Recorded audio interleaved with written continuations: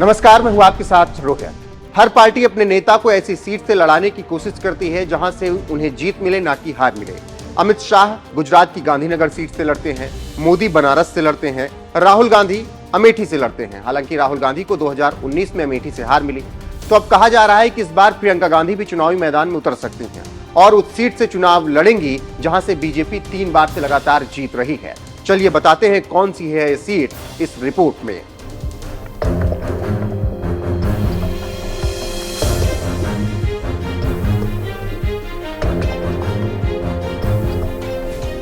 आपको बता दें कि बीजेपी ने अपने उम्मीदवारों की पहली लिस्ट जारी कर दी है। बीजेपी ने अपनी लिस्ट में 195 उम्मीदवारों को उतारा है, तो वहीं कांग्रेस 6 मार्च को बैठक करने वाली है, जिसमें अपने उम्मीदवारों की पहली लिस्ट वो जारी करेगी। उसी लिस्ट से पहले राजनीतिक विश्लेषक और मीडिया में खबर आ रही है कि प्रियंका गांधी भी चुनावी मैदान में होंगी और कांग्रेस जहां से लड़ाने के लिए तैयारी कर रही है वो जगह है दमन और दीव, और इसका आधार बना है दमन और दीव कांग्रेस के अध्यक्ष केतन पटेल का एक बयान, जिसमें केतन पटेल ने कहा है कि प्रियंका गांधी दमन दीव लोकसभा सीट से चुनाव लड़ सकती हैं।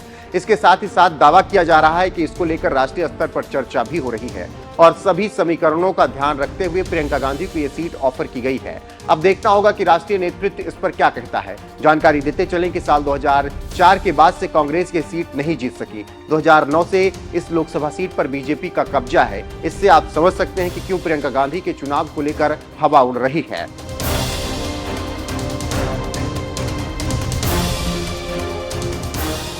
वहीं जब से ये मीडिया में खबर चल रही है तभी से राजनीतिक विश्लेषक अपनी राय रख रहे हैं। उनकी माने तो कांग्रेस इस सीट को जीतकर इस लोकसभा में अपनी हार का सूखा खत्म करना चाहती है। फिलहाल दमन और दीव लोकसभा सीट से बीजेपी के लालू भाई पटेल सांसद हैं। लालू भाई 2009 से ही इस लोकसभा सीट पर कब्जा किए हुए हैं।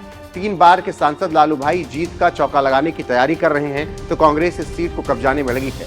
लेकिन कांग्रेस अध्यक्ष के अंदर इतनी हिम्मत कहां से आई, इसको लेकर कई राय सामने आ रही है। जानकारों की माने तो अगर दमन और दीव लोकसभा सीट से कांग्रेस प्रियंका गांधी को उतारने पर चर्चा कर रही है, तो इसके पीछे आदिवासी वोटर्स का गणित है। इसके साथ ही साथ गुजरात के सौराष्ट्र इलाके का वोट गणित अहम कारण है। दमन और दीव लोकसभा के अंतर्गत करीब 7% भागीदारी आदिवासी समाज की है और आदिवासी कांग्रेस के परंपरागत वोटर माने जाते हैं। इसके साथ ही साथ गुजरात का सौराष्ट्र रीजन भी केंद्र शासित प्रदेश दमन और दीव से सटा हुआ है। तो आप समझ गए होंगे कि पूरा खेल क्या है और इसका कारण क्या है। अब ये तो केतन पटेल ने दिल्ली को संदेश दे दिया है, अब तय केंद्रीय नेतृत्व को करना है कि वो प्रियंका गांधी को टिकट देता है या फिर नहीं। बहरहाल अगर प्रियंका गांधी दमन और दीव से चुनाव लड़ती हैं तो आपको क्या लगता है, वो जीत हासिल कर पाएंगी या फिर नहीं? कमेंट करके अपनी राय हमें जरूर बताएं।